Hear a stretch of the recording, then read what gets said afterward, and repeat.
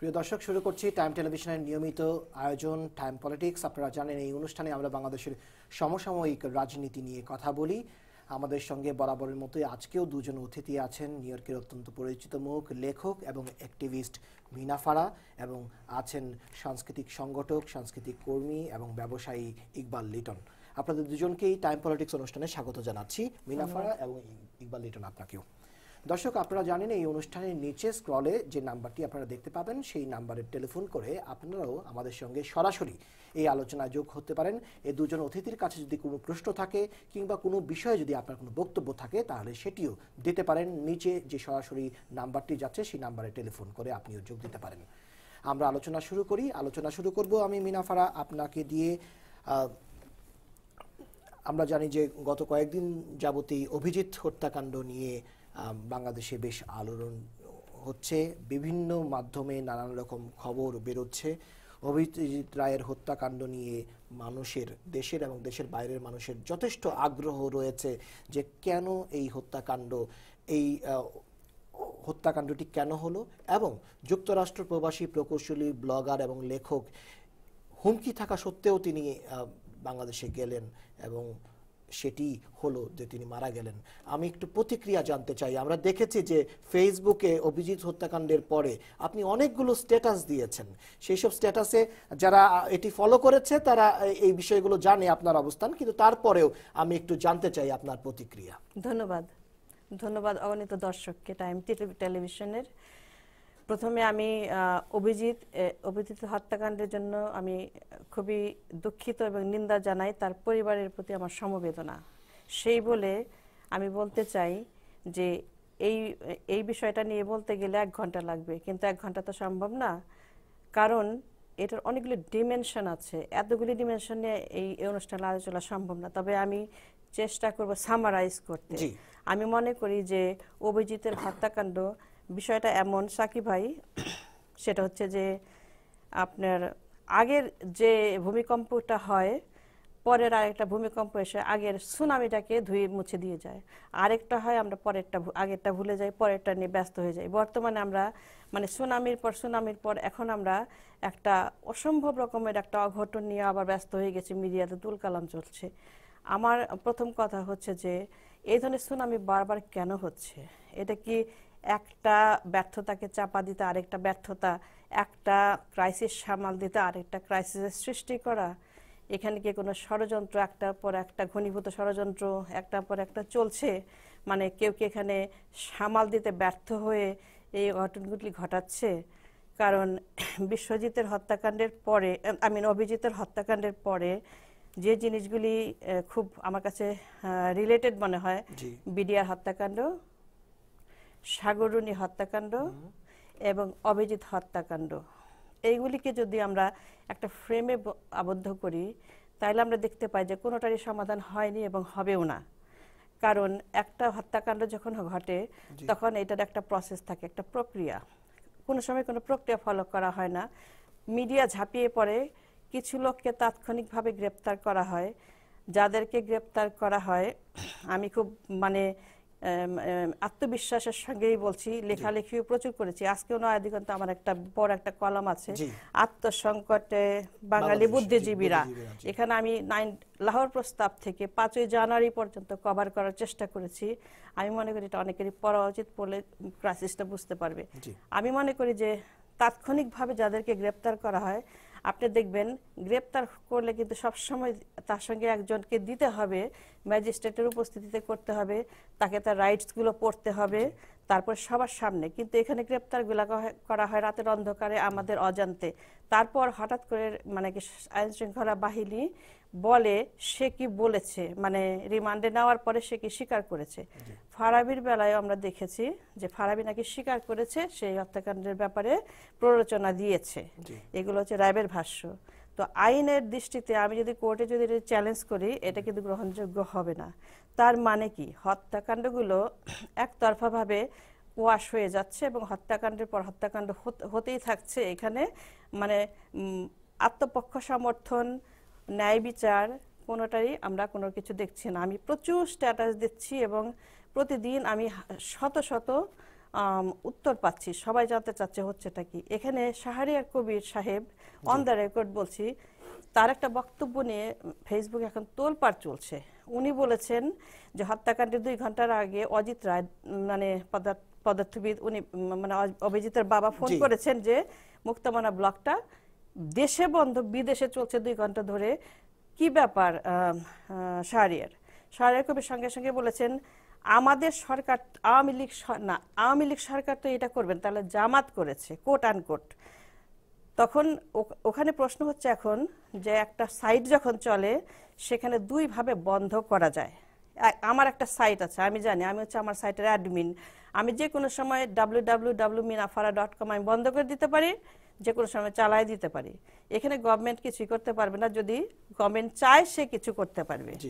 এখন ধরেন আমি ছোট মানুষ, আমার ব্যাপারে কোনো কিছু নাই, কিন্তু অভিজিতের ব্লগটা কিন্তু খুব সেনসিটিভ, আমি পড়েছি এবং যারা পড়েছেন তারা জানেন এখানে ধর্ম বিষয়ে অনেক কিছু বক্তব্য আছে যেটার সঙ্গে অনেকেরই দ্বিমত আছে এবং অনেকেরই ক্ষোভ আছে, এগুলো থাকতেই পারে। কিন্তু একটা সাইট বন্ধ করার ব্যাপারে একটা অ্যাডমিন বন্ধ করতে পারে অথবা গভর্নমেন্ট বন্ধ করে দিতে পারে। কিন্তু গভর্নমেন্ট যদি বন্ধ করে তাহলে কিন্তু একটা অ্যাডমিন যদি বন্ধ করে সে কিন্তু 2টাই বন্ধ করে দিবে, দেশে এবং বিদেশে। কিন্তু বিআরটিসি যদি বন্ধ করে থাকে সে তার সুবিধা মতো বন্ধ করবে যেখানে সে চায়। এই ক্ষেত্রে আমাদের সন্দেহ হচ্ছে যে তাহলে দেশে কেন বন্ধ হলো। বিটিআরসির কথা বলছি যে তাহলে দেশে বন্ধ হলো, বিদেশে বন্ধ হলো না, তার মানে এটা অ্যাডমিন করে নাই, এটা করেছে বিটিআরসি। তাহলে বিটিআরসি কেন বন্ধ করলো? তারপর 2 ঘন্টার মধ্যে হত্যাকাণ্ডটা ঘটলো, পুলিশ সেখানে দাঁড়ানো, 200 গজ দূরে আপনার থানা, পুলিশ কেন অ্যাম্বুলেন্স ডাকলো না? কেন বন্যা চিৎকার করলো, তাকে সাহায্য করার জন্য পুলিশ এগিয়ে এলো না? পুলিশ কেন দাঁড়িয়ে দেখলো সেখানে? এই জিনিসগুলি এমন একটা কনস্পিরেসির জায়গায় আমাদেরকে নিয়ে যাচ্ছে এখন যে মানবাধিকার কর্মী হিসাবে, অ্যাক্টিভিস্ট হিসেবে আমরা যারা ব্লগার মানে ফেসবুক ব্লগার যারা, আমরা বলতে বাধ্য হচ্ছি যে এখানে এমন একটা কিছু আছে যেটা আমরা জানি না। কিন্তু এখানে আরেকটা কথা, যে ঘটনাটা ঘটেছে এখানে অভিজিতের বাবা তিনি কি জানেন সেটা আমাদের জানা উচিত। আমার মনে হয় তাকে নিয়ে জিজ্ঞাসা করা উচিত যে আমার ধারণা, যে আমার ব্যক্তিগত ধারণা যে তিনি এমন কিছু জানেন যেটা আমাদের জানা উচিত এবং এটা ষড়যন্ত্রতে অনেকটা সাহায্য করতে পারে। আবার ওই বিষয় নিয়ে আপনার সঙ্গে আমরা আসবো, তার আগে আমি একটু ইকবাল লিটন আপনার কাছ থেকে জানতে চাই যে এই অভিজিৎ রায় হত্যাকাণ্ডের বিষয়ে আপনার প্রতিক্রিয়া আমরা জানবো। পাশাপাশি একটি বিষয় বলতে চাই যে যেটি মিনা ফারা বলেছেন যে ফারাবি যে সন্দেহভাজন যাকে গ্রেফতার করা হয়েছে এবং 10 দিনের রিমান্ডে নেওয়া হয়েছে, সেটি এসেছে যে র্যাবের রিমান্ডে তিনি প্ররোচনা দিয়েছেন বলে স্বীকার করেছেন, হত্যাকাণ্ডের দায় স্বীকার করেননি, তিনি প্ররোচনা দেওয়ার স্বীকার করেছেন। আমরা ফেসবুকে দেখেছি যে ফারাবি তার ফেসবুক স্ট্যাটাসে কমেন্টসে বলেছেন যে এখন অভিজিৎ রায় তো আমেরিকা থাকে, তো অভিজিৎ রায়কে এখন কিছু করা যাবে না, সে যখন বাংলাদেশে আসবে তখন তাকে হত্যা করা হবে। তো এটি কি প্ররোচনা নয়? সেটি মিনা ফারা বলেছেন যে এটি প্ররোচনা স্বীকার করেছে, সেটি কিভাবে করেছে সেই বিষয়টি একটু সন্দেহ আছে। আপনার কাছে কি মনে হয়? থ্যাংক ইউ সাকি, সুন্দর প্রশ্ন। টাইম টেলিভিশনের সব দর্শককে জি শুভেচ্ছা। আমি অ্যাকচুয়ালি মিনা ফারা যে কথাটা বলেছেন, জি আমি ওনার সাথে অ্যাকচুয়ালি একমত।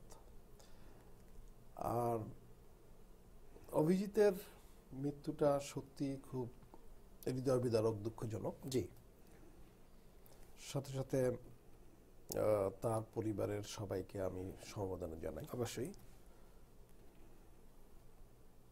পাশাপাশি আমি সরকারও কিন্তু খুব আন্তরিক, জি আমি এটা বলতে কুণ্ঠাবোধ করব না, জি যে অভিজিতের হত্যাকারীকে খুঁজে বের করার ব্যাপারে এখন পর্যন্ত সরকার যতটুকু পদক্ষেপ নিয়েছে এটা আন্তরিকতারই বহিঃপ্রকাশ।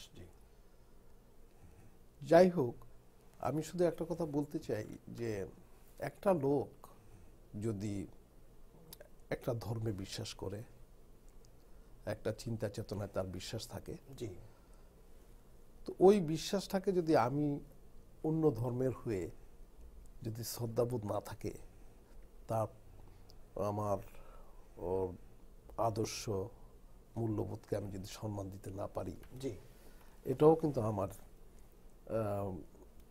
এক ধরনের অপরাধ বা অনুচিত কাজ হবে। অনুচিত কাজ হবে। আচ্ছা, জি, আজকে বিশ্বজিতের হত্যার পিছনে অভিজিৎ, সরি, জি, অভিজিতের এটা ঢাকাতেও হচ্ছে, বিশ্বজিৎ বলতে বিশ্বজিৎ অভিজিৎ চলে আসে। আগে তো এটা বিশ্বজিৎ কয়েকদিন আগে চলে হয়ে গেল। একইভাবে বিশ্বজিৎকে কুপিয়ে মারা হয়েছে। কুপিয়ে মারা জি, হয়েছে। জি, যাই হোক, অভিজিৎ রয় হত্যা। অভিজিতের হত্যার পিছনে যাই থাকুক না কেন, এটাকে আমরা তীব্র নিন্দা জানাই, অবশ্যই নিন্দা জানাচ্ছি। এবং কিন্তু এটাকে বন্ধ করার জন্য জি, এটা কেন হলো এটাও আমাদেরকে খুঁজে দেখতে হবে। জি, তা আমি যদি আমি যেই ধর্মাবলম্বী, ওই ধর্মের প্রতি বা আপনি যেই ধর্মাবলম্বী, ওর প্রতি যদি আমার শ্রদ্ধাবোধ না থাকে, জি, আমি বিশ্ব জুড়ে সবাইকে বলতে থাকি জি, যে আপনার সমালোচনা করতে থাকি সম্মান না দেখিয়ে, ওটা তো আমার কোনো হলো না। আপনার ওই ধর্মের প্রতি আমার শ্রদ্ধাবোধ হলো না। জি, এখন আমি মুক্তমনা কি আমার স্বাধীনতা বলেই কি আমি আপনার সম্বন্ধে কটূক্তি করব? এটাও তো আমার ঠিক হবে না। এটা সত্যিকার অর্থে দেখা যাবে আমি যদি আপনার প্রতি আমার মুক্ত মনের বহিঃপ্রকাশ ঘটানোর জন্য আপনাকে বলি, তাহলে আমার যে অরিজিনাল যে মূল্যবোধ আদর্শ, ওটার প্রতি আমি আঘাত আনবো। জি, তো যার জন্য আমাদের উচিত যে যে ধর্মাবলম্বী হোক না কেন, তার প্রতি শ্রদ্ধাবোধ, জি, তারপরে তার মূল্যবোধ আদর্শকে অনুপ্রেরণা দেওয়া। তাহলে হয়তো বা অভিজিৎ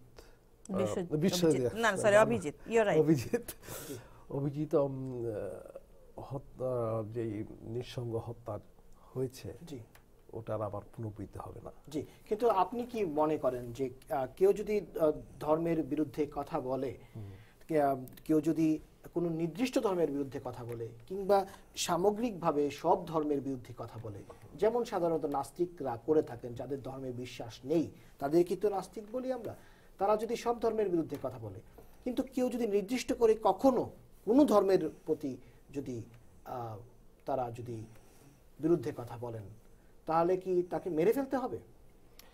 মেরে ফেলতে হবে না, মেরে ফেলতে হবে না, সত্যি না। এটা সবার উপরে মানুষ সত্য, তাহার উপরে নাই। কাজী নজরুল ইসলামের গাহি সাম্যের গান, জি, মানুষের তো আছে, এবং বাংলাদেশের বিচার ব্যবস্থা আছে, বিচার ব্যবস্থা আছে। কারো ধর্মীয় অনুভূতিতে আঘাত দেয়া হলে সেটিও নিশ্চয়ই এটি আইনের আওতায় আনা সম্ভব। তাই বলে আপনি আপনার ধর্মকে কটাক্ষ করে কোনো কথা যদি বলেন, জি, আমার যে টলারেন্সটা, জি, এটা উচিত না আমার। তারপরও আমার টলারেন্সের অনেক, সব দেশেই তো জঙ্গিবাদী উগ্রবাদী থাকে। জি, তো এখন ওদের টলারেন্সটা কতটুকু আছে, যদিও এটা আমরা সূক্ষ্ম দৃষ্টিতে দেখি না, এটা উচিত না, তারপরও করে ফেললো, কিন্তু এটা ঠিক না। এটা আমি দ্বিমত পোষণ করছি আর কি। আচ্ছা, যে ধর্ম সম্বন্ধে কথা বললেই যে তাকে মেরে ফেলতে হবে, এটা তো কনক্লুশন হলো না। এটা তো কনক্লুশন হলো না। জি, হ্যাঁ। আচ্ছা ইনাফারা, আমি একটি প্রশ্ন আপনাকে করতে চাই, যেটি ওই সময় করিনি। সেটি আপনি বলেছেন যে, যেটি আমি ওনাকেও করেছিলাম, যে ফারাবিকে ধরা হলো, ফারাবি যে হত্যার যে প্ররোচনা দিয়েছে সেটি সে স্বীকার করেছে র্যাবের কাছে, কিন্তু আপনি সেটি সন্দেহ প্রকাশন করেছেন যে এটি যে স্বীকার করেছে এটি কতটুকু মানে সত্য বা কতটুকু এটির উপর ভিত্তি রাখা যায়। আপনার কাছে কি মনে হয়? আপনি নিয়মিত ফেসবুকে স্ট্যাটাস দেন, আপনার ফেসবুকে একটি অ্যাকাউন্ট আছে, আপনি খুবই একজন মানে কি বলবো যে বেশ সক্রিয় অ্যাক্টিভিস্ট ফেসবুকে এবং নানান অঙ্গনেই সামাজিক ওয়েবসাইটে। সেখানে তো আপনি দেখেছেন যে ফারাবি হত্যার প্ররোচনা দিয়েছে, সে বলেছে যে আমেরিকার থেকে যখন আসবে তখন তাকে হত্যা করা হবে। তারপরেও কেন আপনার এই সন্দেহ? তার আগে আমি আপনাকে একটা ছোট্ট লেকচার দিই। জি, লেকচারটা হচ্ছে কি যে 9/11 হয়েছে 2001 সনে। হ্যাঁ, এখন পর্যন্ত 9/11 কনস্পিরেসি থিওরি নিয়ে বই লেখা হচ্ছে, আলোচনা হচ্ছে, এবং 9/11 মানে কনস্পিরেসি গ্রুপটা খুব সক্রিয়। যেহেতু আমি সবসময় মিডিয়ার মধ্যে থাকি, আমি মানে শুনি, আমি এনগেজড উইথ দ্য মিডিয়া।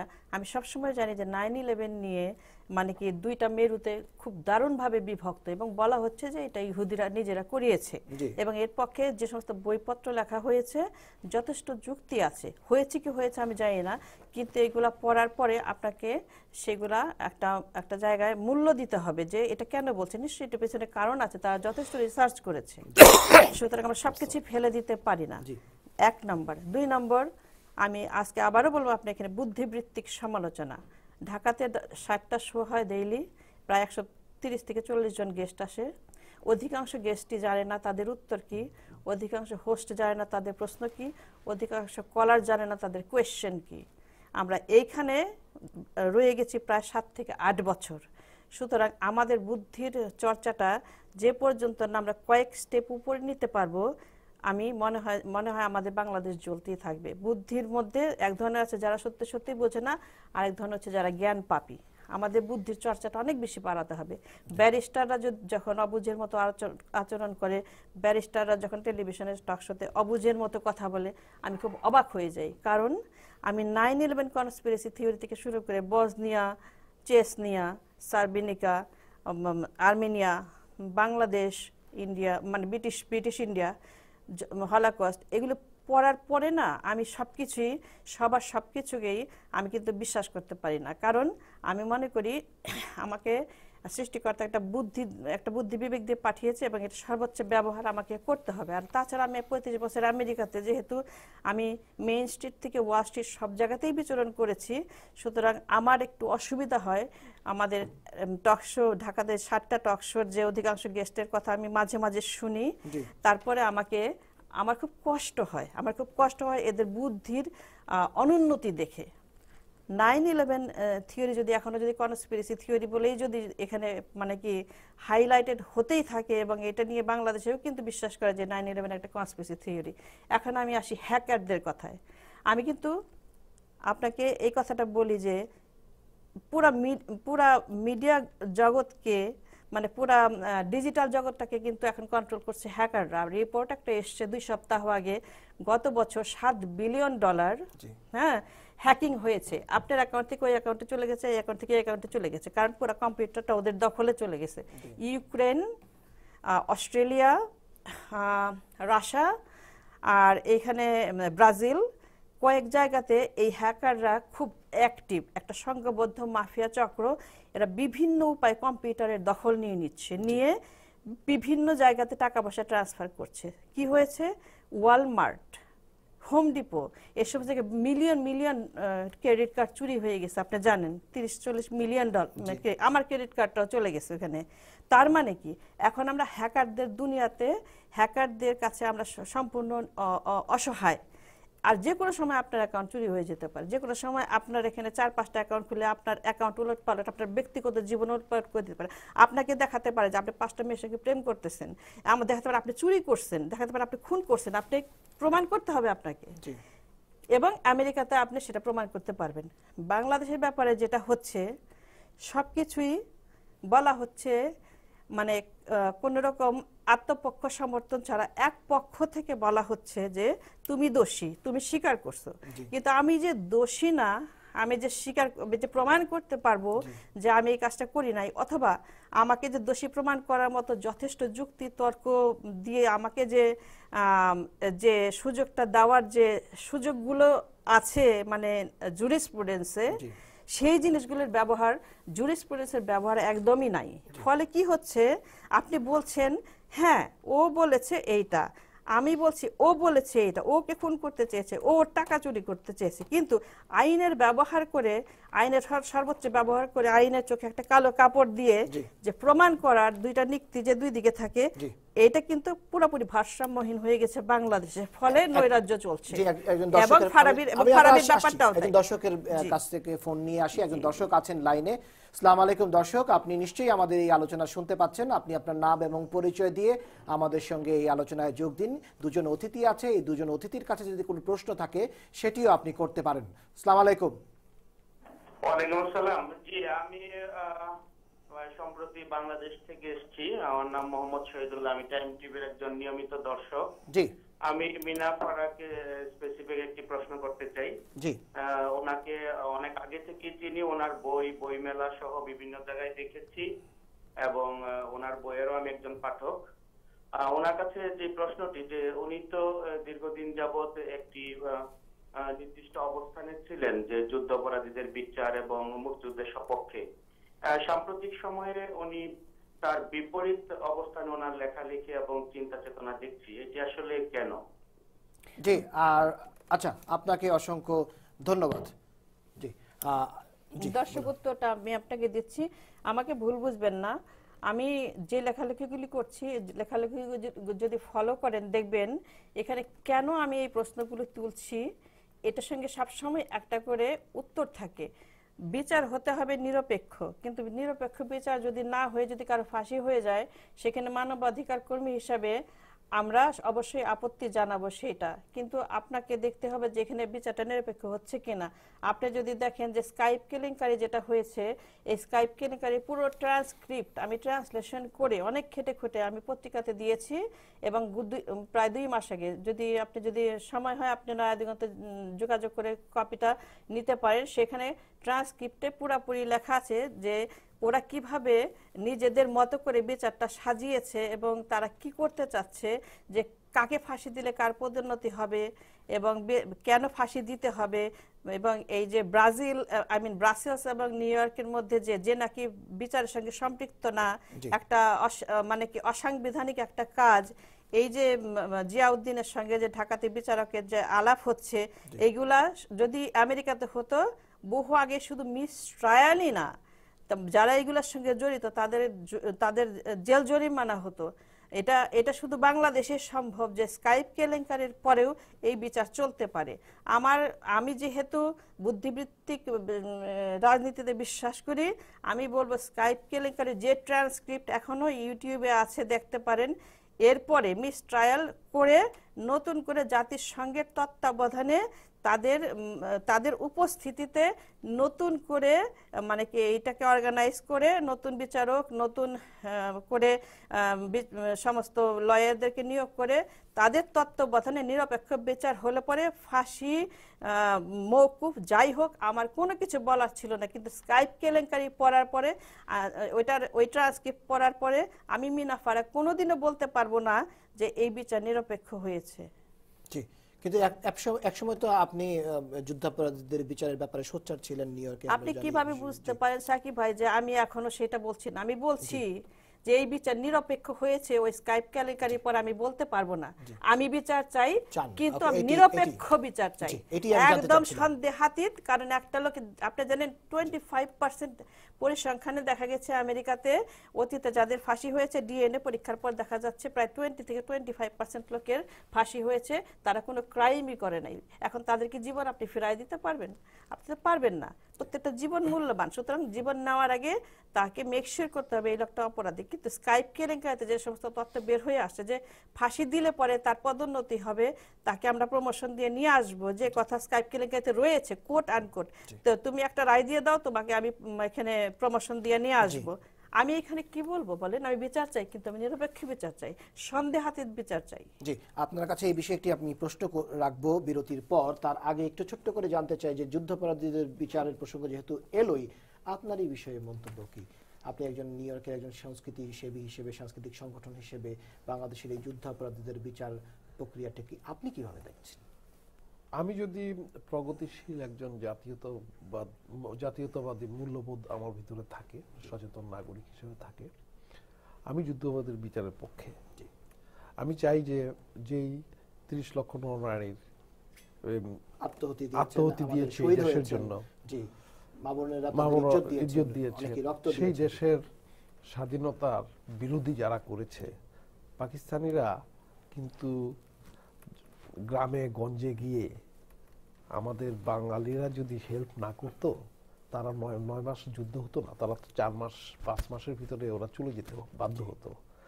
কিন্তু আমাদের এই নিজেরা আমরা এটাকে ওদের সাথে কোঅপারেশন করে যে এটাকে লিঙ্ক করে আমরা 9 মাসে নিয়ে গিয়েছি, আমাদের 30 লক্ষ লোক শহীদ হয়েছে। তো এটাকে কোনো অবস্থাতেই সত্যিকার অর্থে যেভাবে মেনে নেওয়া যায় না। জি, অনেক মুক্তিযোদ্ধাদেরকে ধরিয়ে দিয়েছে, অনেক মুক্তিযোদ্ধা 16 ডিসেম্বরের আগে 14 ডিসেম্বরে আমাদের বুদ্ধিজীবীদেরকে দেখিয়ে দিয়েছে। জি, এটা তো বাঙালিরাই দেখিয়ে দিয়েছে। হ্যাঁ, এখন অনেকে বলে আজকের জঙ্গিবাদী বা জামাতের ইসলাম বা অন্য যারা যুদ্ধের অপরাধ স্বাধীনতার বিরোধী ছিল, তারা বলে যে বঙ্গবন্ধু শেখ মুজিবুর রহমান তো সাধারণ ক্ষমা তো করে দিয়ে গেছে। আর সাধারণ ক্ষমা তো করে দিয়ে গেছে, সবাইকে সাধারণ ক্ষমা করে দিয়ে গেছে। তাই বলে কি বিচার হবে না? যে তাদেরকে শেখ হাসিনা আমাদের মাননীয় প্রধানমন্ত্রী ওদের বিচার করতে চেয়েছিল সেই 96 থেকে শুরু করে, যদি ধারাবাহিকতা আনা হয়, সেই ধারাবাহিকতা আজকের যে প্রেক্ষাপট, এটা সত্যি মাননীয় প্রধানমন্ত্রী এটা প্রশংসার দাবিদার যে বাংলাদেশের মাটিতে শেষ সময় হলো 42 বছর পরে, 47 বছর পরে যুদ্ধাপরাধীদের বিচার হচ্ছে। এটা সত্যি গর্বের জন্য, আমি নিজে এটার পক্ষে। জি, আপনাকে অসংখ্য ধন্যবাদ। দর্শক, আপনারাও দেখছেন এই অনুষ্ঠান। ছোট্ট একটি বিরতির পর আবারও ফিরবো, সঙ্গেই থাকুন।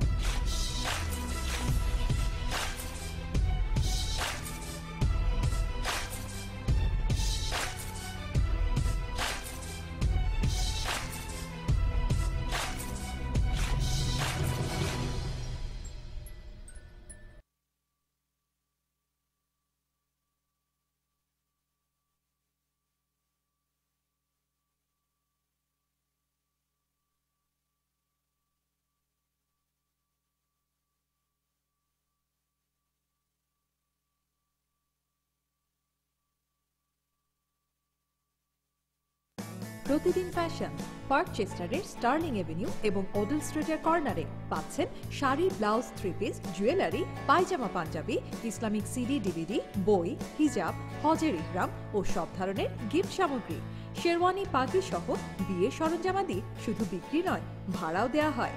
টাইম টেলিভিশনের নাম উল্লেখ করলে পাবেন 20% বেশি ডিসকাউন্ট। প্রতিদিন fashion 9297779888। AAA consulting and gold mine travel.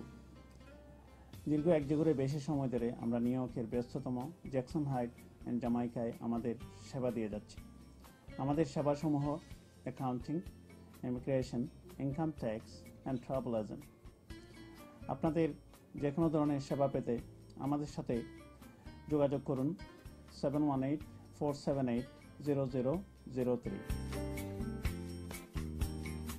আপনাদের অতিরিক্ত সেবার জন্য বাংলাদেশের বারিধারায়ও আমাদের একটা পৃথক অফিস রয়েছে, ওখানে যোগাযোগ করতে পারেন 02-984-0954।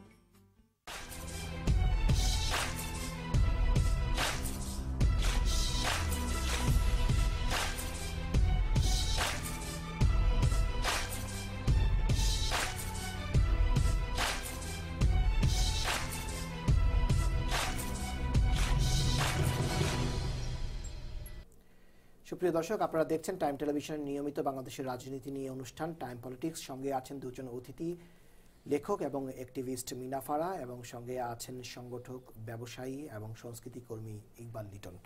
আমি বিরতির পর আপনার কাছে ফিরছি মিনা ফারা একটি প্রশ্ন নিয়ে, সেটি হচ্ছে যে আজকে এই আলোচনায় ঠিক যুদ্ধাপরাধীদের বিষয় নিয়ে আলোচনা করতে চাইনি, কিন্তু যেহেতু একজন দর্শক খুব স্পষ্টভাবে যুদ্ধাপরাধী সংক্রান্ত আপনাকে একটি প্রশ্ন করেছে এবং সেই তার জবাবে আপনি কিছু কথা বলেছেন, সেখান থেকে একটি বিষয় জানার আমার আগ্রহ।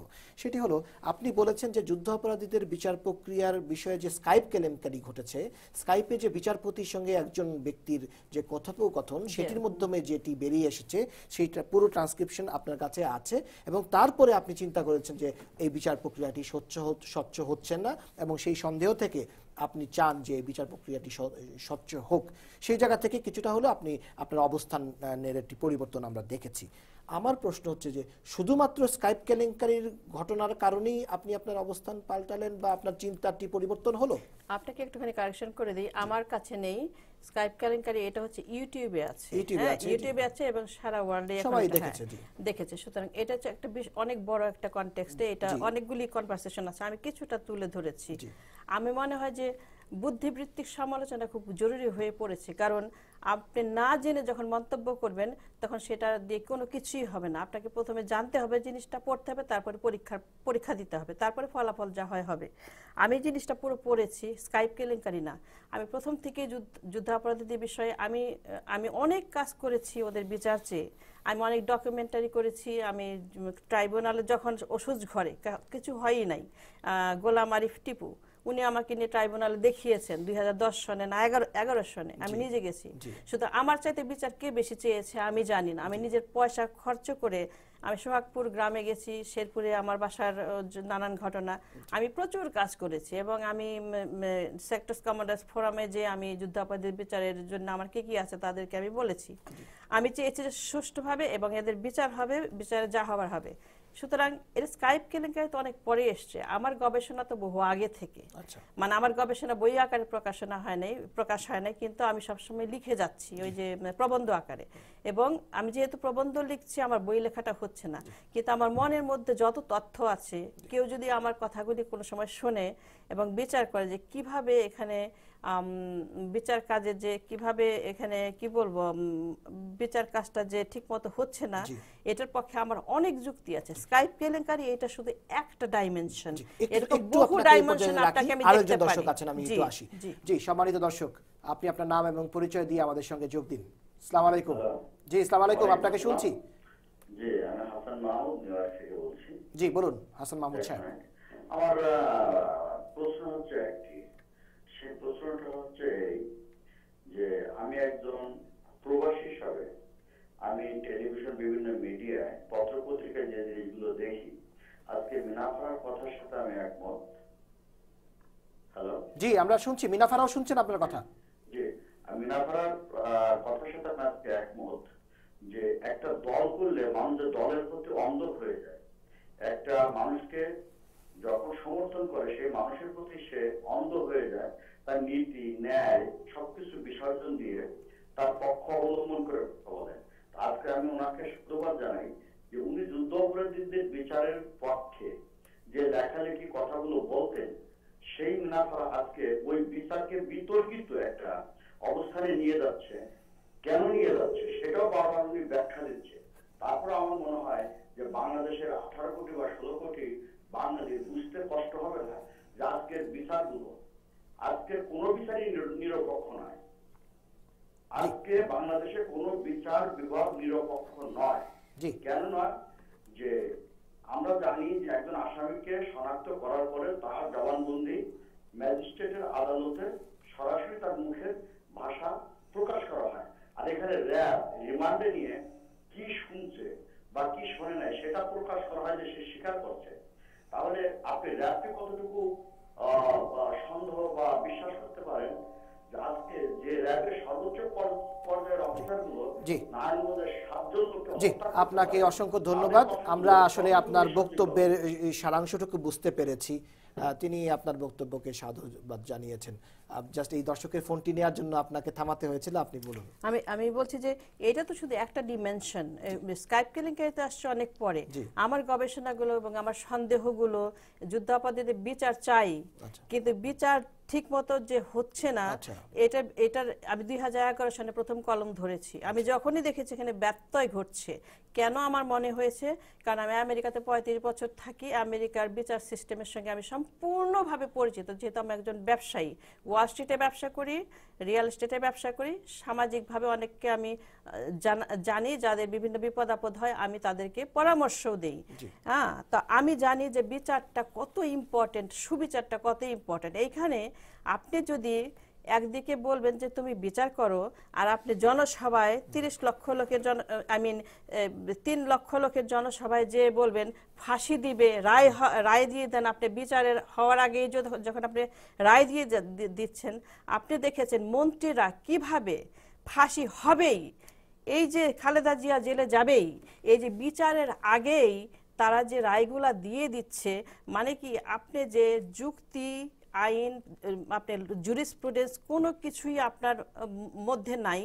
আপনি একজন মন্ত্রী, যে দায়িত্ব আপনার পালন করা উচিত যে আপনি বিচার বিভাগকে অতিক্রম করবেন না, কিন্তু আপনারা জনসভায় রাস্তাঘাটে বসে, মন্ত্রণালয়ের কোনো খবর নাই, আপনারা বসে সবার বিচার করছেন। আপনাদেরকে আমরা কি আমাদের সবার বিচার করার জন্য নিয়োজিত করেছিলাম? আমাদের ট্যাক্সের টাকা খরচ করে কি আমরা কি আপনাদেরকে কার কবে ফাঁসি হবে সেই দিনক্ষণ গণনা করার জন্য কি আপনাদেরকে আমরা করের টাকা দিয়ে, মঞ্চের পয়সা দিয়ে পাঠাচ্ছি জনসভার জন্য এক একজনকে 200 টাকা খরচ করে বিরিয়ানির প্যাকেট দিয়ে এগুলো শোনার জন্য? আমরা কি এই জন্যেই আপনাদেরকে করের টাকা খরচ করে বেতন দিচ্ছে যে আপনারা বিচার বিভাগকে বলবেন যে বিচার ইমরান সরকারের কথা শুনে আপনারা রায় পাল্টে দেবেন? ইমরান সরকার একজন দেশদ্রোহী, রাষ্ট্রদ্রোহী, সে বিচারের বিরুদ্ধে কথা বলেছে। আপনারা সেটা শুনে সংসদে আইন উল্টে দিয়ে একজনের ফাঁসি দিয়ে দিলেন। ফাঁসি দিয়ে দিলেন, আমার কোনো আপত্তি নাই, কিন্তু আপনারা রাষ্ট্রদ্রোহী বলছেন অন্যদেরকে, কিন্তু আপনারা যে কোর্টের আইন দেওয়া রায়কে যে পাল্টে ফেলে সংসদে আইন পরিবর্তন করে আজীবন মৃত্যুদণ্ডকে যে ফাঁসিতে রূপান্তরিত করতে করে ফাঁসি দিয়ে দিলেন, এখানে কি আইনের ব্যত্যয় হয়নি? সুতরাং আমার অনেক প্রশ্ন আছে যুদ্ধাপরাধীদের বিচার নিয়ে, কিন্তু তারপর আমি বলবো আমি বিচার চাই, আমি ন্যায় বিচার চাই, যেন অন্যায় করে কারো ফাঁসি না হয়। আপনাকে ধন্যবাদ। আমরা যুদ্ধাপরাধীদের বিচারের প্রসঙ্গ এখানেই শেষ করব। আপনার একটু মন্তব্য জানতে চাই, যে দুটি বিষয় বলেছেন, আমি যদি একটি বলি যে এই বিচার প্রক্রিয়াটি স্বচ্ছ হচ্ছে না বলে মনে করছেন মিনা ফারা, এবং তিনি ইমরান সরকারকে বলেছেন একজন রাষ্ট্রদ্রোহী। আপনার এই বিষয়ে বক্তব্য কি? আপনার কি মনে হয়? ইমরান রাষ্ট্রদ্রোহী বলে এত আমি ইয়ে করবো না, উনি কোন অর্থে বলেছেন হয়তো বা ওনার জ্ঞান আমার থেকে ভালো, তো হতেই পারে। মানে কোন অর্থে রাষ্ট্রদ্রোহী বলেছি আমি ডেফিনিট জেনেই বলেছি, মানে আমি আপনাকে পরিষ্কার করে দিই, পরিষ্কার করে দিই যে হাইকোর্টের ট্রাইব্যুনালের দেওয়া রায়ের বিরুদ্ধে উনি যুদ্ধ ঘোষণা করেছেন যে এটা ঠিক হয় না। এখন জুডিশিয়াল ব্যাপার অ্যাকচুয়ালি আপনি তো যারা ব্যারিস্টার বা জাজ, লয়ার, আইনজীবী, তারা ওনাদের জুডিশিয়াল কোন দৃষ্টিকোণ থেকে এটা করেছে, এটা আমি আর আপনি তর্কাতর্কি করে কিছুই হবে না, বা যা সাধারণ জনগণ করলেও কিছু হবে না। কিন্তু আইনের কোনো অংশ থেকে বেরিয়ে এসে বা আইনের বহির্ভূত কোনো কিছু করে এটাকে যে রায়টা দিয়েছে ওটাকে পাল্টানো হয়নি, অবশ্যই এটা আইনের ভিতরে আছে, সেইভাবে এটা তো হতেই পারে। জি, আমি একটু আবার অভিজিৎ রয় হত্যাকাণ্ডের বিষয়ে আসতে চাই, সেটিও আমরা শেষ করব। পরে আমাদের আরো কয়েকটি বিষয় আছে আপনাদের কাছে জানার। সেটি হচ্ছে যে অভিজিৎ রায় যে হত্যাকাণ্ডটি ঘটেছে, তাকে কুপিয়ে মারা হয়েছে, তার স্ত্রী তার পাশে ছিলেন, সেখানে স্ত্রী চিৎকার করেছেন। যে জায়গাটিতে এই ঘটনাটি ঘটেছে সেটি টিএসসিতে, আপনি জানেন, আমরা সবাই জানি বাংলাদেশের টিএসসি একটি খুবই জনবহুল জায়গা, এবং 21শে ফেব্রুয়ারি এবং ফেব্রুয়ারির বইমেলাকে কেন্দ্র করে এই জায়গাটা আরও বেশি জনবহুল থাকে। তো সেই জায়গাতে যে ঘটনাটি ঘটেছে, সেইখানে আমি যদি নিরাপত্তা ব্যবস্থার কথা বাদই দিলাম, সেই ক্ষেত্রে আমি যদি এটি বলতে চাই যে অনেক মানুষের সামনে একটি মানুষকে মারা হচ্ছে, কেউ এগিয়ে আসছে না। তারপর যেটি হয়েছে, মারার পরে খুনিরা পালিয়ে গেছে, আইন শৃঙ্খলা রক্ষাকারী বাহিনী তাদের পিছু নেয়নি, কোনো মানুষ, সাধারণ মানুষ তার পিছু নেয়নি, এমনকি একজন মাত্র ফটো সাংবাদিক ছাড়া কেউ তাকে উদ্ধার প্রক্রিয়ায়ও অংশ নেয়নি, যে উদ্ধার করে যে তাকে নিয়ে যেতে হবে হাসপাতালে, সেটি পুলিশ যেমন নেয়নি, কোনো সাধারণ মানুষেও এগিয়ে আসেনি। কেন বাংলাদেশের এই চিত্রটি? কেন মানুষের বিপদে মানুষ কেন এগিয়ে আসবে না? কোন মূল্যবোধের দিকে আমরা যাচ্ছি? আমরা কি বোধহীন হয়ে পড়ছি? এটা আসলে দুঃখজনক। এটা কেন হলো, এটা তো ওখানে আইন শৃঙ্খলা বাহিনী থাকা অবস্থায়ও এটাকে কেন প্রোটেক্ট দেওয়া হলো না, নাকি তাদের নজরের অগোচরেই হয়েছে? কিন্তু এর আগে অভিজিৎ যদি টেলিফোনিক অনেক থ্রেটিকে আমরা শুনি এখন, তা যদি পেয়েই থাকে, অভিজিতের বাবার অভিযোগ যে উনি নাকি পুলিশের ডিআইজিকে, আইজিকে বলেছিল, তো এটার কতটুকু ইয়ে হলো, ওনাদের কি ইয়াটা, সেটাও তো আমরা জানি না, বা আসে নাই মিডিয়ার কেউই কিছু বলেনি। কিন্তু আমার কথা হলো যদি উনি ওরকম নিজের প্রতি এরকম সচেতনই হয়ে থাকতো জি তাইলে এত থ্রেডিং পাওয়ার পরে আমি কখনোই আসতাম না। আপনাকে যদি কেউ এরকম থ্রেডিং দিত, আপনি এরকম ব্লগার ছিলেন, আপনি এরকম ইয়ে করলেন, আপনার জানের হুমকি দিত, আপনি আমার তো মনে হয় না যে আপনি ওইসব হুমকি উচকিয়ে গেলেন, তাহলে এটার পিছনে নিশ্চয়ই অন্য কোনো কিছু থাকতে পারে বা অভিজিৎ হয়তো নাও বুঝতে পারে। আমরা ডক্টর মোহাম্মদ জাফর ইকবালের একটি লেখা দেখেছি যে তিনি তার উপরেও কিন্তু হুমকি এসেছে, হত্যার হুমকি আছে, এখনো আছে, তিনিও হিট লিস্টে আছেন, তারপরেও কিন্তু তিনি একা একাই বইমেলায় যান, তারও স্ত্রীর সঙ্গে বইমেলায় যান এবং বেরিয়ে আসেন। হ্যাঁ, তো এটি তো হতেই পারে যে কেউ না বুঝে এটি হতে পারে, আবার এটিও হতে পারে আপনার মতো প্রবাসীরা এখন দেশে যাচ্ছে না এই সংকটের মধ্য দিয়ে ভয়ে। আমি নিজে সাকি আপনাকে বলি, আমি নিজেই কিন্তু গত 2 বছর আমি যেতে সাহস করি না। আমি কিন্তু কোনো পলিটিক্যাল ফিগার না, আমি একজন সৃজনশীল, আমি খেটে খাওয়া মানুষ। আমি কিন্তু আমার নিরাপত্তার জন্য আমার ছেলে মেয়ে নিয়ে যে আমি যাব, ওটা আমি সিকিউর ফিল করি না। তো আর অভিজিৎ তো তার উপরে একেবারে সুনির্দিষ্টভাবে অভিযোগ আছে, যে হুমকি ছিল সেই শাহবাগের গণমঞ্চ থেকে শুরু করে উনি অনেক ন্যাক্কারজনক অনেক কথা বলেছেন যেগুলো নাকি সাধারণ মানুষ সহজভাবে হয়তো মেনে নেয়নি। যাই হোক, তারপরও ওনাকে যেভাবে হুমকি দেওয়া হয়েছিল, এখন চলে গেছে, এখন তো আর বলে লাভ নেই।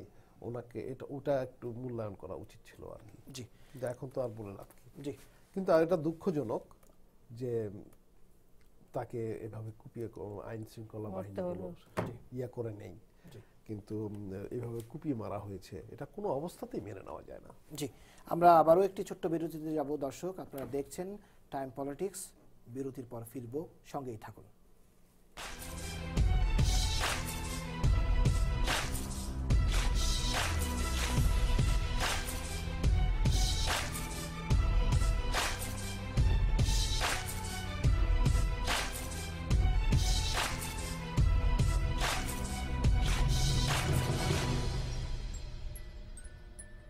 প্রতিদিন ফ্যাশন পার্ক চেস্টারের স্টার্লিং এভিনিউ এবং ওডেল স্ট্রিটের কর্নারে পাচ্ছেন sari, blouse, 3 piece, jewellery, pyjama, panjabi, Islamic CD, DVD, বই, হিজাব, হজের ইহরাম ও সব ধরনের গিফট সামগ্রী, শেরওয়ানি, পাগড়ি সহ বিয়ের সরঞ্জামাদি শুধু বিক্রি নয়, ভাড়াও দেওয়া হয়।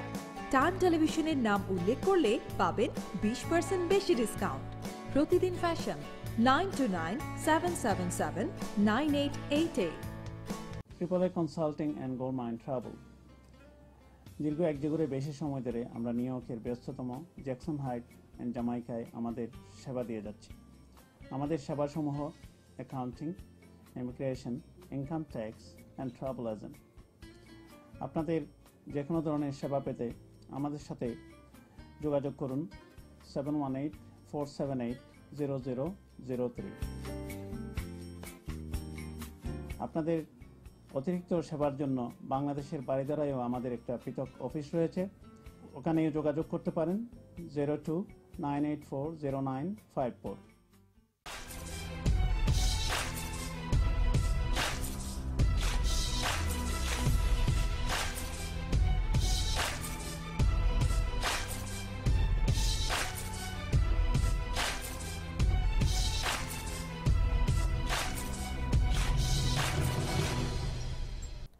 প্রিয় দর্শক, আপনারা দেখছেন টাইম পলিটিক্স। সঙ্গে আছেন দুজন অতিথি, নিউ ইয়র্কের এই কমিউনিটির অত্যন্ত পরিচিত মুখ, লেখক এবং অ্যাক্টিভিস্ট মিনা ফারা, এবং সঙ্গে আছেন সংগঠক, সংস্কৃতি কর্মী এবং ব্যবসায়ী ইকবাল লিটন।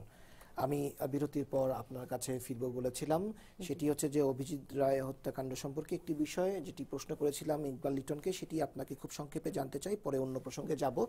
সেটি হচ্ছে যে এই যে মানুষের সামনে মানুষকে মারা হলো, যখন মারা হচ্ছে তখন কিন্তু কেউ জানে না যে তার ধর্মীয় পরিচয় কি, সে তার ভাই কিনা, তার আত্মীয় কিনা, সে তার ধর্মের লোক কিনা, কেউ কিছু জানে না। তারপরেও কেউ এগিয়ে আসলো না। এই যে এটি কেন বাংলাদেশে এরকম একটি অবস্থায় কেন বাংলাদেশের মানুষ চলে গেছে, মনস্তাত্ত্বিক ব্যাখ্যা কি এটি? ভালো কোশ্চেন। একটা আসুন আমরা একটা থার্মোমিটার বানাই, আচ্ছা। মূল্যবোধের থার্মোমিটার বানাই। আপনি সেখানে যত বেশি পুষ্টিকর খাবার দেবেন, একটা মানুষ তত বেশি ভালো হবে, মোটা তাজা হবে, তার স্বাস্থ্য ভালো হবে। আর একটা মানুষকে যত বেশি আপনি ফরমালিন দাও মাছ খাওয়াবেন, খাদ্য খাওয়াবেন, তত বেশি তার লিভার, কিডনিগুলো পচতে শুরু করবে। এগুলোর এফেক্টটা কিছুদিন পরে ধরা পড়বে। আবার ধরেন দ্বিতীয় বিশ্বযুদ্ধে যে বোমাটা ফেলানো হয়েছে, তাৎক্ষণিকভাবে 2 লক্ষ মানুষ মারা গেছে, কিন্তু এটা রিয়াকশন এখনো চলছে। চেরনোবিলের ক্ষেত্রে যখন বোমাটা ফালানো হয়েছে ভূপালেও এখনো বিকলাঙ্গ শিশুর জন্ম হচ্ছে। এটা হচ্ছে মূল্যবোধের থার্মোমিটার। আমাদের মূল্যবোধের মানে কি মানুষটাকে মূল্যবোধের যে ফিগার, এখানে যে ফিডিংটা দেওয়া হচ্ছে আজকে 75 বছর, মানে আমি লাহোর প্রস্তাব থেকে শুরু করছি, আমার যে আর্টিকেলটা 75 বছরের যে পচন প্রক্রিয়া। মুসলিম লীগ ভালো না, ডাইরেক্ট অ্যাকশন ভালো, পাকিস্তান খারাপ, মুসলিম লীগ খারাপ, কিন্তু পাকিস্তান খারাপ, জিন্নাহ ভালো, ক্যাবিনেট মিটিং ভালো, ভাষা আন্দোলন ভালো, আত্মসংকটে বাঙালি বুদ্ধিজীবীরা না এই লেখাটি সম্ভবত। হ্যাঁ হ্যাঁ, কিন্তু লাহোর প্রস্তাব ভালো না, যুক্তফ্রন্ট, মুসলিম লীগ কোনোটাই ভালো না, তাহলে 6 দফা ভালো, সমাধান দেয়নি কাকমারি সম্মেলন, তাহলে এনডিএফ চাই। মৌলানা ভাসানী নাম দিলেন, সেটা নাম ডুইং নাথিং ফ্রন্ট। দিল্লি ভালো না রাওয়ালপিন্ডি ভালো, রাওয়ালপিন্ডি ভালো না দিল্লি ভালো, একবারও সঠিক সিদ্ধান্ত নেয়নি বুদ্ধিজীবীরা। হ্যাঁ জি, আমি একটু নিয়ে দর্শকের ফোন। জি, আসসালামু আলাইকুম দর্শক, আপনি কি শুনতে পাচ্ছেন আমাকে? হ্যালো, জি আপনি কি শুনতে পাচ্ছেন আমাকে? জি শুনতে পাচ্ছি। জি, আপনি বলুন। আমরা স্টুডিওতে 2 জন অতিথি আছেন, তিনি আপনার কথা শুনতে পাচ্ছেন। আপনি আপনার নাম এবং পরিচয় দিয়ে কথা বলুন। আমি মোহাম্মদ আনোয়ার হোসেন, আমি আপনাদের নিয়মিত একজন দর্শক। আমি টাইম টেলিভিশন দেখি এবং এই টাইম পলিটিক্স। হ্যালো, জি আমরা শুনছি। আপনি কোথা থেকে ফোন করেছেন? হ্যাঁ জি, আমি নিউ ইয়র্ক থেকে ফোন করছি। আমি জ্যাকসন আইডিয়ার একজন বাসিন্দা। ওকে, বলুন। জ্যাকসন আইডি থাকি। আমার নাম আনোয়ার হোসেন। জি, আমার নাম আনোয়ার হোসেন। আমার প্রশ্ন ছিল যে এই যে অভিজিৎ হত্যাকাণ্ড, হত্যাকাণ্ড কিনা, বা আমার ইকবাল লিটনের কাছে প্রশ্নটা, ইকবাল লিটনের কাছে প্রশ্নটা যে অভিজিৎ হত্যাকাণ্ডটি এটি কি কোনো রাজনৈতিক হত্যাকাণ্ড ছিল, বা এটাকে আপনারা কিভাবে মূল্যায়ন করছেন? জি, আপনাকে অসংখ্য ধন্যবাদ। আমরা ইকবাল লিটনের কাছে যাব। আপনি যে কথাগুলো বলছিলেন মিনাফার, তো আমাদেরকে যেভাবে ফিট করা হচ্ছে, মানে আমাদের মানুষটাকে, মূল্যবোধের মানুষটাকে আমাদের পচন শুরু হয়েছে। এখন আমাদের এগুলি তেজস্ক্রিয়াগুলি আস্তে আস্তে, এই জন্যই এখন আর মৃত্যু দেখলে আমাদের কিছু হয় না। কিন্তু আগে কিন্তু একটা লাশ, 2-3টা লাশের জন্য কিন্তু একটা দেশ, মানে কি মুক্তিযুদ্ধের যে আগে কয়টা লাশ পড়ছে, কিন্তু এখন কত লাশ পড়ছে, কিছু হচ্ছে না। বঙ্গবীর একটা কথা বলেছেন, 42 বছর আগে জামাত যা বুঝতে পেরেছিল, কোট আনকোট, 42 বছর পরে আমি সেটা বুঝতে পারছি। আমি যদি আগে জানতাম বাংলাদেশের অবস্থা এরকম হবে, আমি মুক্তিযুদ্ধই করতাম না। এই কথাটা বলার পিছনে নিশ্চয়ই তার কোনো কারণ আছে, উনি এমন কিছু দেখেছেন। এখন আমি যেটা আরো বলতে চাচ্ছি যে পুলিশ তো ওইখানেই ছিল, তাহলে পুলিশ কেন অভিজিতের বাবা যেটা বলেছে যে ওইখানেই পুলিশ, সে অভিযোগ করেছে, পুলিশ কিছু করেনি। ফটো সাংবাদিক একজন, সে তাকে নিয়ে গেল, পুলিশের দায়িত্ব ছিল অ্যাম্বুলেন্স কলকে তাকে নিয়ে যাওয়া, সে কেন নিল না? বিশ্বজিৎ হত্যাকাণ্ডের সঙ্গে যদি আপনি এটাকে মেলান, বিশ্বজিৎ হত্যাকাণ্ডের সময়ও রমনাথ, মানে কি ওই রমনাথ থানার বোধহয় এসআই, তার নামটা ভুলে গেছে, আমি লিখেছিও, সে ওইখানে দাঁড়িয়ে দেখছিল, বিশ্বজিৎকে তারা কোনো সাহায্য করেনি। একজন রিকশাওয়ালা বিশ্বজিতের রক্তাক্ত লাশ তুলে সলিমুল্লাহ মেডিকেল কলেজে নিয়ে গেছে। সলিমুল্লাহ বলছে এটা কোন দলের, তার ডাক্তাররা পর্যন্ত নিতে চায় না এই রক্তাক্ত মানুষটাকে, কোন দলের না জেনে, তারপরে সেখানে সে মারা গেছে। আমার কথা হচ্ছে কি, অভিজিৎ থেকে বিশ্বজিৎ, আপনারা যদি দেখেন মানুষের মানে মানুষ এখন আর মানুষের জন্য কান্দে না, কিন্তু পুলিশ কি তার দায়িত্ব পালন করে? পুলিশ তার দায়িত্ব পালন করে। সুতরাং যে সমস্ত পুলিশ ওইখানে ছিল দায়িত্ব পালন করেনি, তাদেরকে আগে রিমান্ডে নেওয়া উচিত ছিল। যে দর্শক ফোন করেছিলেন আনোয়ার হোসেন নিউ ইয়র্কের জ্যাকসন হাইটস এলাকা থেকে, আপনাকে একটি প্রশ্ন করেছেন খুবই সুন্দর, যে এত আলোচিত হচ্ছে যে হত্যাকাণ্ডটি এবং একটি রাজনৈতিক সংকট বাংলাদেশে চলছে, সেই সময়ের একটি হত্যাকাণ্ড, সেটিকে কি এই রাজনৈতিক আন্দোলনের সঙ্গে বা বাংলাদেশের রাজনীতির সঙ্গে কি এটি সম্পৃক্ত? যে দর্শক ফোন করে আপনার কাছে জানতে চেয়েছেন, আপনার কি মনে হয়? ইকবাল লিটন। ধন্যবাদ আনোয়ার সাহেব। কিন্তু আপনার প্রশ্ন সুন্দর প্রশ্ন, কিন্তু আমার মনে হয় না যে এটা পলিটিক্যাল কোনো ব্যাপার এটাতে ইনভলভ আছে।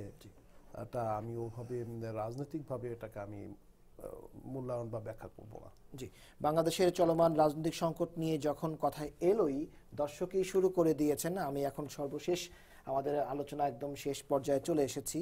আমরা দেখেছি যে খালেদা জিয়ার গ্রেফতারের বিষয়টি নিয়ে প্রায় আজকে মাসখানেক মাস দুয়েক যাবত একটি বিষয় চাউর আছে যে খালেদা জিয়া গ্রেফতার হবেন কি হবেন না। সরকারের প্রধানমন্ত্রী থেকে শুরু করে বিভিন্ন মন্ত্রীরা বলছেন প্রতিনিয়ত যে খালেদা জিয়াকে গ্রেফতার করা উচিত এবং গ্রেফতারের প্রক্রিয়াটি আইনিভাবেই ঘটবে বলা হচ্ছে। আমরা দেখেছি কয়েকদিন আগে তার বিরুদ্ধে গ্রেফতারি পরোয়ানা জারি হয়েছে। আমরা যখন অনুষ্ঠানটি করছি তখন কিন্তু বাংলাদেশে বুধবার শুরু হয়ে গেছে। এখানে বুধবার না হলেও বাংলাদেশে কিন্তু বুধবার হয়ে গেছে এবং আমরা সংবাদ মাধ্যমে দেখেছি যে বুধবারই খালেদা গ্রেফতার হতে পারেন এরকম সংবাদও আমরা পেয়েছি। কারণ হচ্ছে যে দুটি দুর্নীতি মামলা আছে সেই দুটি দুর্নীতি মামলার আজকে হাজিরা দেওয়ার তারিখ আছে। তিনি যাবেন কি যাবেন না সেই বিষয়টি এখনো নিশ্চিত নয়। তো আপনার কি মনে হয় এই সামগ্রিক সংকট নিয়ে আপনার বক্তব্য কি? আমার বক্তব্য হলো, থ্যাংক ইউ সাকি, ওনার বিরুদ্ধে মাননীয় বিরোধী নেত্রী ওনার বিরুদ্ধে যে দুর্নীতির যে দুটো মামলা আছে ওটার তো শুনানির দিন আজকে। জি, এখন এটা ওনাকে গ্রেপ্তারের পিছনে আজকের বর্তমান রাজনৈতিক প্রেক্ষাপট কিন্তু এটি ইনভলভ না। জি, কারণ ওনার দুর্নীতি মামলার হাজিরা যদি উনি না দেন, আচ্ছা, ওনার অটোমেটিক্যালি আইনগতভাবে উনি গ্রেফতার হবেন আপনি বলতে চাচ্ছেন। সেটাই আমি আরো একটু ডিটেইলস আপনার কাছে জানতে চাইবো, একটু আপনাকে থামাতে হলো কারণ আরো একজন দর্শক টেলিফোন করেছেন। সম্মানিত দর্শক, আমরা আপনার কথা শুনবো। আপনি আপনার নাম এবং পরিচয় দিয়ে কোথা থেকে ফোন করেছেন এটি বলে আমাদের সঙ্গে আলোচনায় যোগ দিন। সম্মানিত দর্শক, আপনার টেলিভিশনের ভলিউমটি কমাতে হবে, একেবারে টেলিভিশনের ভলিউমটি কমিয়ে আমাদের সঙ্গে কথা বলুন দয়া করে।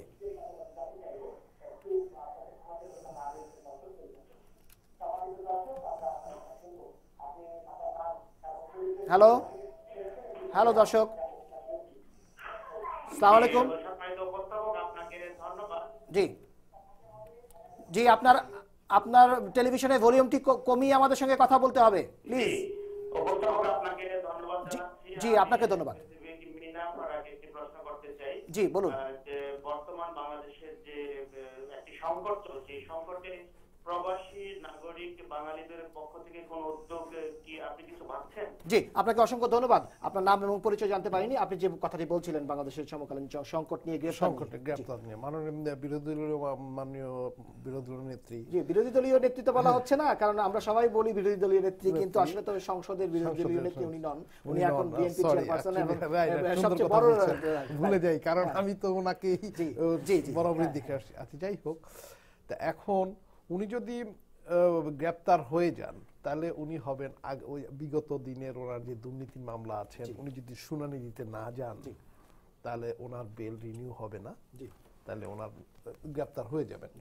এখন কথা হলো তাহলে জনসমক্ষে বা মিডিয়ারা এটাকে ফলাও করবে যা বর্তমান রাজনৈতিক প্রেক্ষাপটের উপর ভিত্তি করে খালেদা জিয়াকে গ্রেপ্তার করা হয়েছে, সরকার খালেদা জিয়াকে গ্রেপ্তার করা হয়েছে। জনপথ আবার গরম হয়ে উঠবে, রাজপথ আবার মিছিলে হয়ে যায়, কিন্তু ওটা তো ভুল। তার ওনার যে গ্রেপ্তারটা হবে ওটা ওনার বিগত সময়ের, এখনো বলা যাচ্ছে না। যদি ওনার আইনজীবীরা ওইভাবে কোর্টে গিয়ে ওনাকে নিয়ে শুনানি দেন, যান উনি, এখন কথা হলো উনি তো বাসা থেকেই বের হন না, মানে অফিস থেকে বের হন না। যদি ওনার আইনজীবীরা ওইভাবে ইয়ে করে নিয়ে যায় তাহলে হয়তো বা গ্রেপ্তার হবে না। আপনাকে ধন্যবাদ। আমি মিনাফারা যে দর্শক ফোন করেছিলেন তার নাম এবং পরিচয়টা আমরা জানতে পারিনি, কিন্তু আপনাকে সুনির্দিষ্টভাবে প্রশ্ন করেছেন।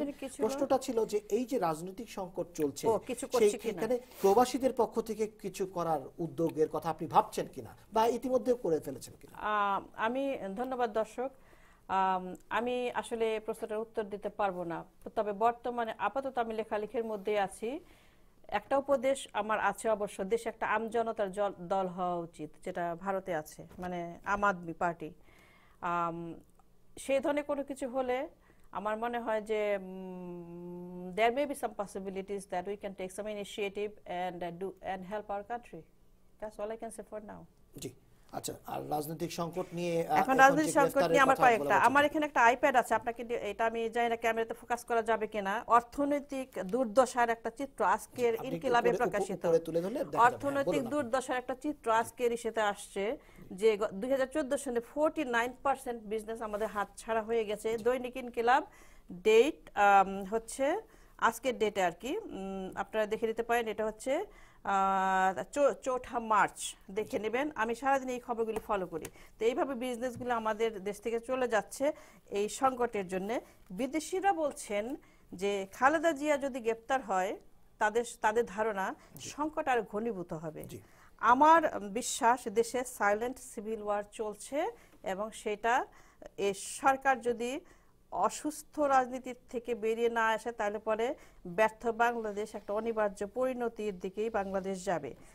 মামলার ব্যাপারে বলতে পারি যে হ্যাঁ, খালেদা জিয়া যদি অন্যায় করে থাকে বিচার হবে, আর কেউ যদি করে থাকে সবারই বিচার হবে, কিন্তু বিচারের নিক্তি সবার জন্য সমান, দাঁড়িপাল্লা যেটা, সেখানে 15টি মামলার জন্য শেখ হাসিনা যদি একদিনও আদালতে না যেয়ে থাকেন, তার মামলা যদি অটোমেটিক্যালি খালাস হয়ে থাকে, তাহলে আমি জনতার আদালতে বিচার চাই।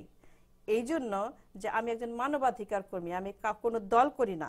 তাহলে খালেদা জিয়াকে কেন কোর্টে যেতে হবে? যদি শেখ হাসিনা 15টির মামলা যদি কোর্টে না যেয়ে যদি খারিজ হয়ে যেয়ে থাকে, আমি বিচার চাই, আমি সুবিচার দেখতে চাই, আমি ন্যায় বিচার দেখতে চাই। সুতরাং খালেদা জিয়াকে টানা হ্যাশট্যাগ করলে আমাদের দেশ আরও বেশি গৃহযুদ্ধের দিকে যাবে, এবং সেটা যদি আফগান বা সিরিয়ার মতো পরিস্থিতি কোনো সময় হয়, সেটা অত্যন্ত দুর্ভাগ্যজনক। কঙ্গোতে $25 ট্রিলিয়ন সম্পদ আছে, এবং সেই সম্পদ নেওয়ার জন্য পশ্চিমারা কারাকারি করে, আর আমাদের সৈন্যবাহিনী সেখানে সন্ত্রাসীদেরকে পাহারা দেয়, সন্ত্রাসীদের থেকে জনগণের পক্ষে পাহারা দেয় যেন খুনাখুনি না করতে পারে।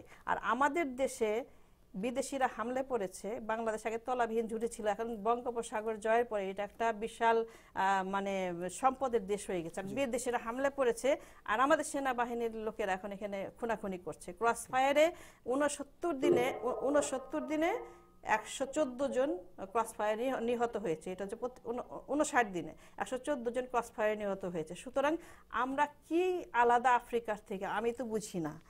আরেকটা কথা সেটা হচ্ছে যে মান্না ভাইয়ের ব্যাপারে যে বলতেই হয় যে মান্না ভাই কি বলেছে খোকার সঙ্গে মানে ভাইবারে, এবং আমি বলছি তো আজকাল আমরা হ্যাকের দুনিয়ায় বাস করি। আমার আইপ্যাডে আপনি যে কোনো কিছু ঢুকাই দিতে পারেন এবং আমার কথা টেপ করতে পারেন। সরকারের দখল, সরকার সবার ফোন আলাপ এখন টেপ করে। তাহলে মান্না ভাইয়েরটা টেপ করতে পারলো, মান্না ভাইয়েরটা টেপ করে তাকে বলছে এখন সে রাষ্ট্রদ্রোহী, কিন্তু তারা ফারাবির এটাকে আগে থেকে কেন প্রিকশন নিতে পারলো না? যদি তারা ফলো করেই থাকে সবার সবকিছু, তাইলে আবার কি আইন কি মান্না ভাইয়ের জন্য একরকম, ফারাবির জন্য আরেক রকম, খালেদা জিয়ার জন্য আরেক রকম, আরেকজনের জন্য আরেক রকম, আমার জন্য আরেক রকম? তাইলে পরে ন্যায় বিচার আমরা কার কাছে পাবো? ন্যায় বিচার ছাড়া কোনো রাষ্ট্র চলতে পারে না। এটাই আমার শেষ কথা। আপনাকে অসংখ্য ধন্যবাদ মিনা ফারা, এবং ধন্যবাদ ইকবাল লিটন আপনাকেও। দর্শক, আপনারা এই আলোচনা শুনছিলেন। বিএনপি চেয়ারপারসন বেগম খালেদা জিয়ার গ্রেফতারের প্রসঙ্গে ইকবাল লিটন বলেছেন যে এটি দুর্নীতি মামলার কারণে তাকে গ্রেফতারি পরোয়ানা জারি করা হয়েছে, সেটির সঙ্গে রাজনীতি সম্পৃক্ত নয়, আইন তার নিজস্ব গতিতেই চলছে। অন্যদিকে মিনা ফারা বলেছেন যে যদি আদালতে হাজিরা না দেওয়ার কারণে গ্রেফতারি পরোয়ানা জারি করা হয়ে থাকে বেগম জিয়ার বিরুদ্ধে, তাহলে দুঃখিত, আমি একই ঘটনায় যারা আদালতে হাজিরা দেননি তাদের বিষয়গুলো সেভাবেই দেখা উচিত, এবং তিনি বলেছেন ন্যায় বিচার প্রতিষ্ঠার জন্য। দুজনের বক্তব্যই কিন্তু একটি বিষয় উঠে এসেছে, সেটি হচ্ছে ন্যায় বিচার। আমরা চাই বাংলাদেশে ন্যায় বিচার প্রতিষ্ঠিত হোক, বাংলাদেশের মানুষ স্বাধীনভাবে কথা বলতে পারুক, তারা তাদের ভোটাধিকার সঠিকভাবে সুন্দরভাবে সবসময় প্রয়োগ করতে পারুক, কেউ যেন এর বিরুদ্ধে কথা বলতে না পারে। আমরা এই প্রত্যাশা রেখে আজকের অনুষ্ঠান এখানেই শেষ করছি। আপনারা জানেন এই অনুষ্ঠান আমরা শুক্রবার থেকে মঙ্গলবার প্রতিদিন টাইম টেলিভিশনের যে নিয়মিত 10টার সংবাদ, সেই 10টার সংবাদের পর অনুষ্ঠিত হয়ে থাকে টাইম পলিটিক্স অনুষ্ঠান। সেই অনুযায়ী আগামী শুক্রবার এই অনুষ্ঠান নিয়ে আপনাদের সামনে হাজির হব নতুন কোনো অতিথিকে নিয়ে। সে পর্যন্ত সবাই ভালো থাকুন, সুস্থ থাকুন। আমি হাসানুজ্জামান সাকি বিদায় নিচ্ছি আজকের মতো।